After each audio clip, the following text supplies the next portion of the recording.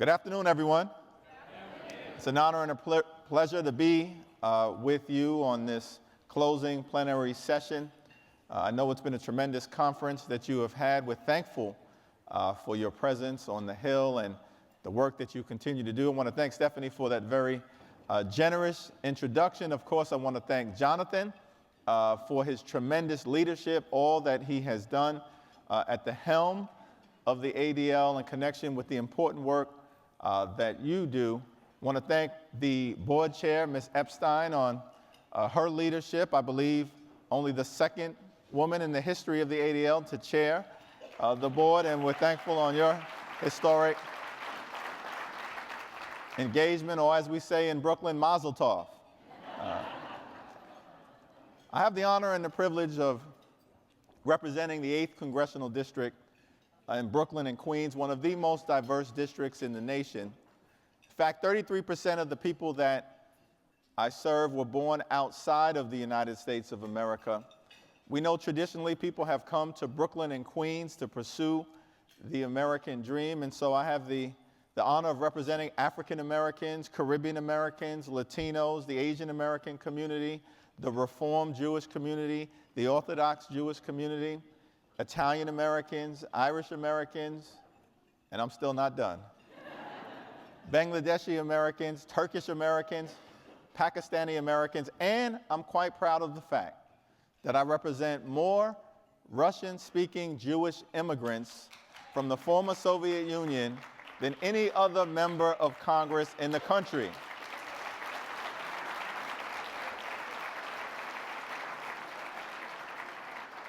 I mean, Hakeem Jeffries, who knew? Only in America. I'm proud of the fact that I represent the 9th most African American district in the country and the 14th most Jewish. And so, one of my good friends back at home, Leon Goldenberg, often reminds me, Hakeem, you've got the best of both worlds. And I'm so thankful for that. We are a nation of immigrants. Our diversity is a strength. It's not a weakness. We are a nation of folks from all over the world. Some voluntary, others involuntary, but as Dr. King once observed, we may have come over on different ships, but we're all in the same boat now.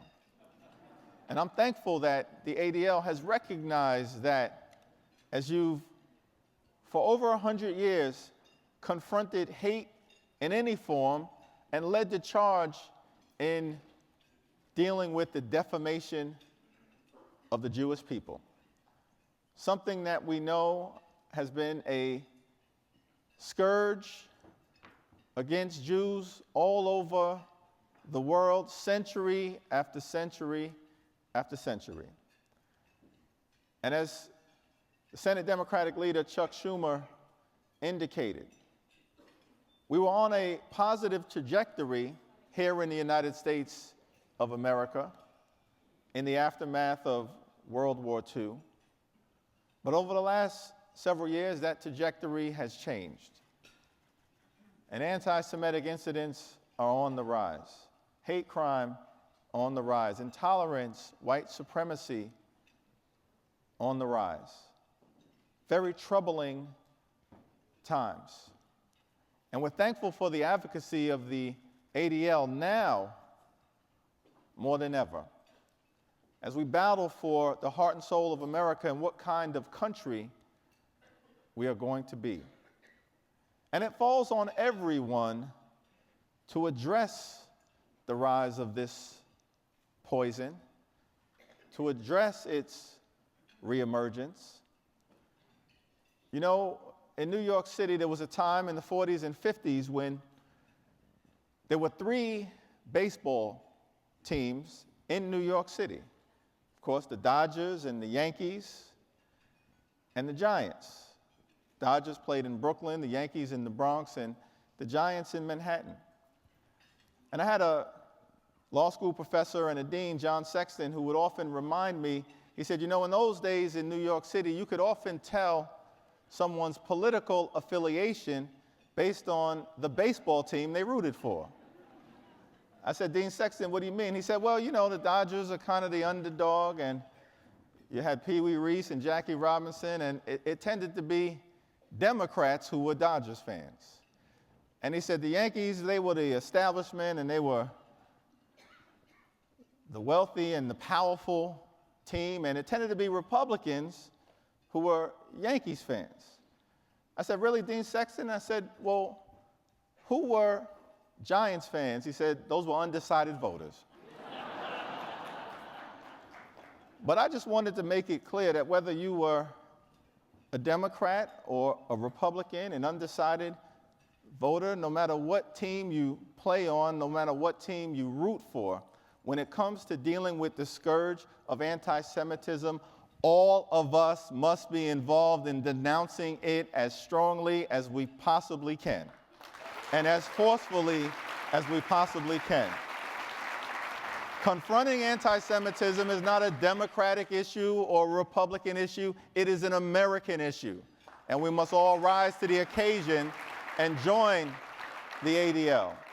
Thankful that you've recognized the fundamental values of this country in fighting for liberty and justice for all. That's an American value. In fighting for equal protection under the law, an American value. In going to the Hill, as you've done, meeting with over 100 different offices and members of Congress, government of the people, by the people, and for the people. That's an American value. And so thankful for you and for reaching out to members across the country.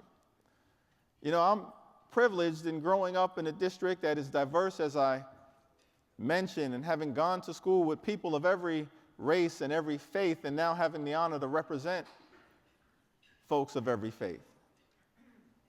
And can, based on my experiences, draw some of the connections between what is happening in this country as it relates to the rise of hate crimes and anti-Semitic behavior, and some of the efforts to do things like delegitimize the state of Israel.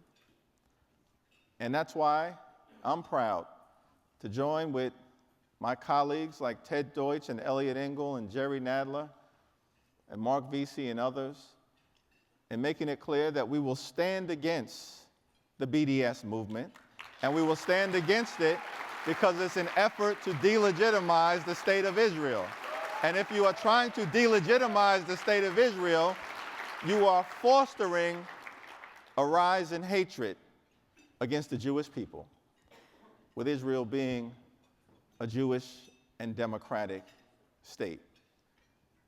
And I, of course, have been proud to recognize that dynamic. You know, in New York City, we consider Jerusalem the sixth borough. But your presence here to connect the dots on a wide variety of issues, but fundamentally on why it's necessary to stamp out hatred and confront bigotry and deal with intolerance and make it clear that no one of any faith, that no Jew in this country should ever have to be concerned that they'll go into a synagogue and not make it out. That no Christian or no Muslim, no one of any faith. These are challenges that we're confronting in America, but I believe that this country is fundamentally a good one. And we've had periods of progress followed by periods of backlash. And it may be that we're in a backlash moment right now. But I'm confident that notwithstanding that fact, notwithstanding the turbulence that we're in, America has always risen to the occasion. Now, the story is sometimes told of some young folks who were gathered at the home of one of the wealthiest people in the world. And they gathered at this home, and they're on one side of a lake. And in the lake, there are crocodiles, alligators, and one small turtle. All of a sudden, the owner of the estate shows up, sees these young people, the owner being one of the wealthiest people in the world. He shows up and he calls out to them, says, if any of you are willing to jump in this lake, rescue the turtle, and can make it to the other side, I'll give you anything that you want in this world. About 5 minutes passed by and nobody responded. And so the owner of the estate turns around and begins to walk away. And as the owner is walking away, all of a sudden he hears a big splash. Turns back around, sees one young person in the lake frantically trying to make it to the other side. And somehow this young person dodges the crocodiles, dodges the alligators, makes it to the middle, scoops up the turtle, bobs and weaves, makes it to the other side, gets out, dries off, hands over the turtle to the owner of the estate, who says, congratulations, I'm not sure how you did it, but you made it to the other side. Now, as I promised, you can have anything that you want in this world. And the young person paused for a moment and said, well, I just want to know who pushed me in the lake. Sometimes in life, you find yourself in the midst of unexpected adversity. Unexpected adversity, and we were on a positive trajectory where we thought that America was a place where things like anti-Semitism, while of course remaining existent, was on the decline. That this was a place where Jews had been able to come and contribute so much to this great country without the type of intrinsic hatred that we see in the soil of Europe and that people have experienced in the Jewish community for millennia across that pond. But now all of a sudden we here find ourselves in this moment of unexpected adversity, unexpected turbulence, but America, whenever you find, or she has found herself in a tough spot, you've only got two options. You can either sink or you can swim. And the great thing about the United States of America, through the periods of progress and backlash, and this backlash moment that we're in right now, we've always been able to make it to the other side. And so that's why I'm so thankful for your leadership and Jonathan and the advocacy of the ADL to rise to the occasion at this moment. And we stand on the shoulders of those who have been able to do that in the past. As I end my remarks, I remind folks back at home of the great privilege I believe I have in representing such a diverse district of African Americans and Jews and so many others. But in the context of this relationship, this special one, I believe, that African Americans in the Jewish community has had, I talk often to my constituents. Sometimes when I'm in Brighton Beach, the home of the Russian-speaking Jewish community in Brooklyn, and I say it's such a great privilege to represent you, knowing that in the 1960s, when Dr. King was out fighting to deal with Jim Crow and bring equal protection under the law to life, that he took the time out to speak to rabbis throughout the country to address the crisis of Soviet Jewry and the oppression that was taking place behind the Iron Curtain. Recognizing, as Dr. King often indicated, that injustice anywhere is a threat to justice everywhere. And that he thought it important not just to focus on his tribe, but on the world's challenges. In that case, as it reflected upon Soviet Jewry. But at the same time, I'm so proud of the fact that part of the congressional district I represent in Brooklyn was once served by a prominent Jewish congressman named Emanuel Seller. He served in the Congress for 50 years, perhaps the longest serving Jewish Congress member in the history of the Republic. And as many of you may know, Congressman Seller was right there next to Truman when the United States became the first nation to recognize the State of Israel. He was a prominent supporter of the State of Israel, an important voice for 50 years in combating anti-Semitism and oppression and hatred directed against the Jewish community. But what's not well known about Emanuel Seller is that in the 1960s, he was also the chair of the House Judiciary Committee. And as chair of the House Judiciary Committee, he was a leader in the effort to make sure that our Congress passed the 1964 Civil Rights Act and the 1965 Voting Rights Act, standing with the African American community and Dr. King in the midst of that struggle.